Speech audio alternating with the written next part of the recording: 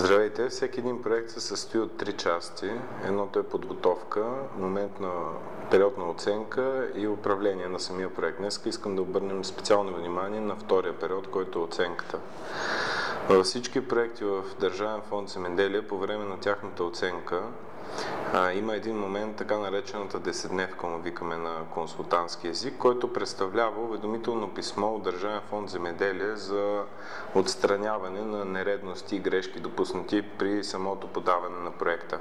Много е важно да се знае, че на този етап могат да се правят определени промени в самия проект, като смяна на подизпълнител, внасяне на допълнителни разяснения от ваша страна, дори и да не са ви изискани от Държавен фонд „Земеделие“. Общо взето, това е много ключов етап по одобрението на проекта. Това какво означава? Че вие сте минали етапа на ранкиране и на отсяване на първоначалните подадени проекти, след което, за да ви бъде одобрен и да бъдете поканени за подписване на договор, трябва много внимателно да отговорите на абсолютно всички въпроси. Това е момент, през който всеки проект трябва да мине. Няма нищо страшно, но трябва много сериозно да се отнесете към отговора на това писмо.